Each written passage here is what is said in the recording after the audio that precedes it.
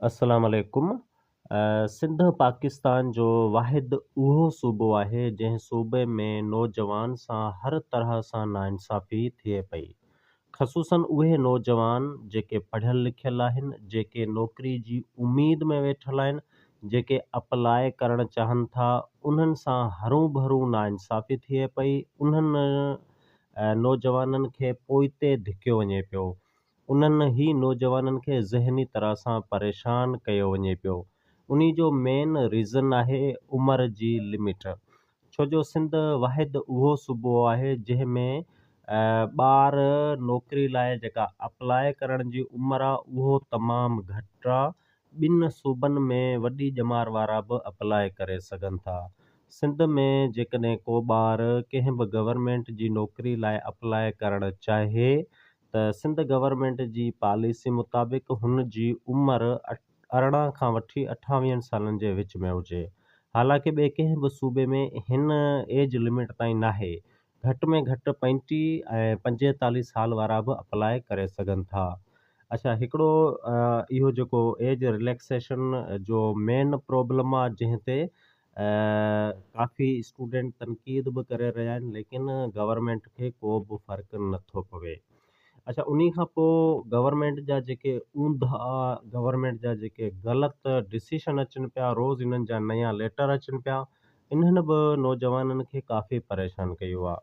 छो जो 1 जनवरी ते जेको नोटिफिकेशन आयो उहो इहो हो त हाणे जेका उमिरि आहे उहो 28 सालनि ताईं आहे। ऐं वरी 20 जनवरी ते जेको नोटिफिकेशन आयो हुन में इहो हो त 2 सालनि जी रिआयत कई वई आहे ऐं ॿियो वरी जेको आहे सो 5 सालनि जी रिआयत कई वई आहे। मुख़्तलिफ़ तरह जे डिपार्टमेंटनि मां इहा मंज़ूरी मिली आहे। लेकिन जेकॾहिं पाण अॼु 22 ऐं 23 तारीख़ जी ॻाल्हि कयूं त हींअर वरी गवर्नमेंट हिकु अहिड़ो नोटिफिकेशन कढियो आहे जंहिं में इन्हनि इहो ॼाणायो आहे जेकॾहिं को बि candidate school education and literacy department में अप्लाई करणु चाहे थो ऐं हुन कैंडिडेट जी उमिरि 28 सालनि खां वॾी आहे ऐं 30 सालनि खां घटि आहे, यानी 2 सालनि जी रिआयत ॾियनि पिया, पर उन्ही रिआयत लाइ हुन कैंडिडेट खे दरख़्वास्त मोकिलणी पवंदी।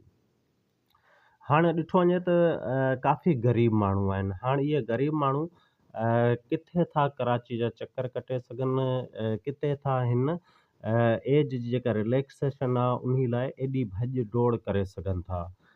यानी जेकॾहिं हिननि खे रिआयत ॾियणी आहे त ऑफिशियली 2 सालनि जी ॾेई छॾनि। बाक़ी ही जेके एप्लीकेशनूं घुराइनि पिया, हाणे उन्ही जे लाइ कैंडिडेट ग़रीब माण्हू कराची जा 4-4 5-5 चकर लॻाए इहो इंतिहाई मुश्किल कमु आहे। ऐं हिननि जेको टाइम ॾिनो आहे सिर्फ़ु 1 हफ़्ते जो ॾिनो आहे त 1 हफ़्ते जे अंदरि तव्हांखे इहो सभु कुझु करिणो आहे। अच्छा, हिन मुख़्तसर वीडियो में असां तव्हांखे सिर्फ़ु इहो ई ॿुधायूं पिया त गवर्नमेंट ऑफ सिंध तरफ़ां हींअर कहिड़ो नोटिफिकेशन आयो आहे, हुन में कहिड़ी हिदायत कई वई आहे, कहिड़ी ॻाल्हि लाइ असांखे पाबंद कयो वियो आहे ऐं जेकॾहिं असांखे रिआयत वठिणी आहे त पोइ असांखे कहिड़ो लेटर मोकिलिणो पवंदो, कहिड़ो एप्लीकेशन फॉर्म आहे, उहो कीअं फिल करे मोकिलिणो पवंदो, इहो असां तव्हांखे हिन वीडियो में गाइड कंदासीं। अच्छा, जेकॾहिं अॼु जी जेका कावश अख़बार आहे हुन में बि ही एडवर्टाइज़मेंट अची चुकी आहे। ही तव्हां ॾिसी सघो था, हिकु सर्कुलर आहे, इहो अची वियो आहे। हिन में लिखियलु आहे government of Sindh school education and literacy department तरफ़ां हिन खे सर्कुलर कयो वियो आहे। हिन में हिननि जेका ॻाल्हि कई आहे, जेकॾहिं ही तव्हां मुकमल तव्हां पढ़ंदव, हिन में इहो ई ॻाल्हि कई वई आहे त जेकॾहिं कंहिं बि ॿार जी उमिरि 28 सालनि खां वॾी आहे त पोइ हुन ॿार खे 2 सालनि जी रिआयत मिलंदी। पर रिआयत हिन सूरत में मिलंदी जो उन्ही ॿार खे छा करिणो आहे, हिकिड़ी दरख़्वास्त आहे, उहा दरख़्वास्त जेका सो 29 तारीख़ खां पहिरीं हिननि जे एड्रेस ते मोकिलणी आहे। त उन्ही खां पोइ जेकॾहिं हिते ॾिसो लिखियलु आहे, जेकॾहिं हिन 29 तारीख़ ताईं उहा दरख़्वास्त न मोकिली त पोइ जेको आहे सो कंहिं बि तरह सां रिआयत वारी ॻाल्हि ते गौर कोन कयो वेंदो, रिआयत वारी कंहिं बि दरख़्वास्त ते उन्हनि जो गौर कोन थींदो। अच्छा, इहा कहिड़ी दरख़्वास्त आहे, कहिड़ो फॉर्मेट आहे जंहिंखे असांखे फिल करे मोकिलिणो आहे ऐं मोकिलिणो केॾांहुं आहे, थोरो पाण उहो बि ॾिसी वठूं था। आई होप तव्हांखे ही सर्कुलर त सम्झ अची चुको हूंदो त सर्कुलर हिननि जो छा आयो आहे। सर्कुलर सिर्फ़ु इहो ई आयो आहे त 20 तारीख़ ते जेका असां एड ॾिनी हुई 2 सालनि जी रिआयत जो, जेकॾहिं उहा तव्हांखे रिआयत वठणी आहे त पोइ दरख़्वास्त मोकिलणी पवंदी। हाणे पाण ॻाल्हायूं था उन दरख़्वास्त जे बारे में।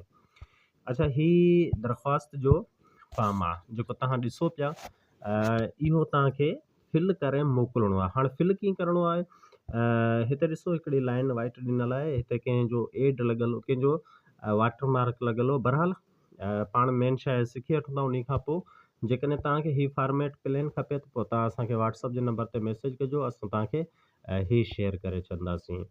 ही हिकिड़ो पेज आहे जंहिंजो तव्हांखे प्रिंट कढाइणो आहे। प्रिंट कढाइण खां पोइ ही केॾे मोकिलणी आहे, हिते ॾिसो लिखियो पियो आहे टू सेक्शन ऑफिसर, ठीकु आहे। इहो तव्हांखे करिणो आहे। हिते मां तव्हांखे थोरो ॾेखारे वठां। पोइ हिन एड्रेस ते तव्हांखे ही मोकिलणी आहे, ठीकु आहे। ही एड्रेस आहे जंहिं ते तव्हांखे ही मोकिलणी आहे ऐं इन खां पोइ सब्जेक्ट ही सभु कुझु लिखियो पियो आहे। बहरहाल हाणे तव्हांखे फिल छा करिणो आहे, फिल इहो करिणो आहे, सभिनी खां पहिरीं आहे हिते तव्हांखे पंहिंजो नालो लिखिणो आहे। सपोज़ आई एम मोहम्मद शरीफ़, ठीकु आहे। उन खां पोइ सन या डेटर, हिते तव्हांखे पंहिंजे फादर जो नालो लिखिणो आहे, पंहिंजे वालिद साहब जो नालो लिखिणो आहे। ऐं उन खां पोइ रेज़िडेंट ऑफ, तव्हांखे पंहिंजो एड्रेस ॾियणो आहे, तव्हां कहिड़े रेज़िडेंट जा आहियो, किथे जा रिहाइशी आहियो। ऐं हिन में तव्हांखे पंहिंजो CNIC नंबर ॾियणो आहे। अच्छा, इहे 4 कॉलम फिल करण खां पोइ लास्ट में हिते तव्हांखे ॿुधाइणो आहे त तव्हांजी हींअर एज घणी आहे, तव्हां घणनि सालनि जा आहियो।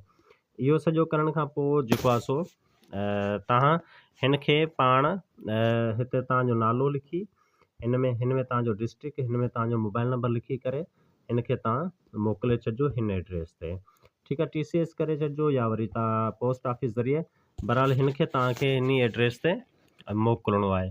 आई होप तव्हांखे ही फार्म बि सम्झ अची चुको हूंदो त ही कहिड़ो फॉर्म आहे ऐं हिन फॉर्म खे तव्हांखे किथे मोकिलिणो आहे ऐं हिन फॉर्म में कहिड़ियूं कहिड़ियूं मेन शयूं फिल करणियूं आहिनि। बसि ही निढिड़ो ई फॉर्म आहे, हिन खे तव्हां फिल करे हिन एड्रेस ते मोकिले छॾिजो ऐं उन खां पोइ तव्हांजो जेको नंबर आहे उन ते तव्हांखे कॉल कई वेंदी ऐं तव्हांखे इन्फॉर्म कयो वेंदो त तव्हांखे जेको आहे सो तव्हांजी उमिरि। अच्छा, हिन में हिकिड़ी मेन शइ ॿी बि आहे जेका तव्हां नोट करे छॾो।